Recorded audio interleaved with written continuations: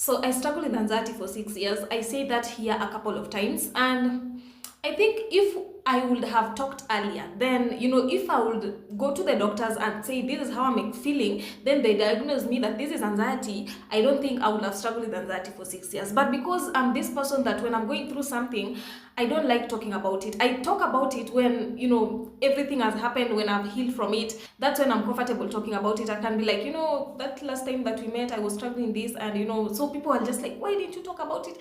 But the stigma around mental health when I was struggling couldn't let me talk about it, because people were not understanding. Like, even if you try to just give someone a brief description of how you're feeling, they're like, they're not doing but their eyes are doing So I couldn't talk about it. I was struggling alone. I was always hyper aware. I used to wonder, for all those years, I used to wonder, why am I not calm like these people? Why am I not at peace?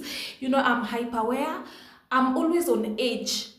I can't relax. I'm restless. I used to wonder, why am I like this?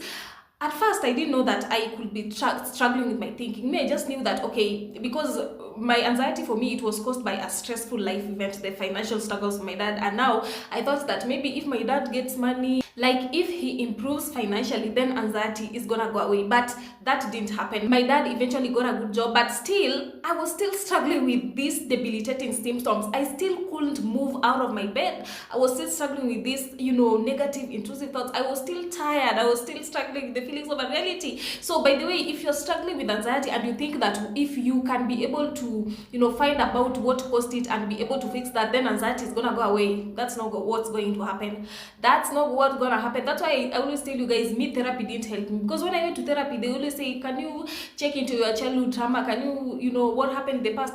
My childhood was quite good. Me, I went to good schools. My parents were always available. My childhood was quite good. So when you go to therapy, they tell you, can you look at your childhood trauma? Can you see what happened in the past? Blah, blah, blah. Have you fixed what caused your anxiety? Me, when I went into therapy, I got out feeling more worse than I went, because the therapists were making me like dig deep into what caused my anxiety, while all along, even if those things were fixed, I was still struggling with anxiety. So in all those 6 years of me struggling with anxiety, I always wondered why I am always on edge, why I can't be calm, why I was not at peace. I was not at peace with myself. There was an inner battle that was going on inside me. I couldn't calm down. I was restless. Then I came to one realization. Everything that is happening to you is just your body's way of trying to protect you. Once I realized that, I saw anxiety in a different lens. Once you realize that these are harmless symptoms caused by fear, because I've said in my previous video, another name for anxiety is fear. So if you realize that these are harmless symptoms caused by fear, and you're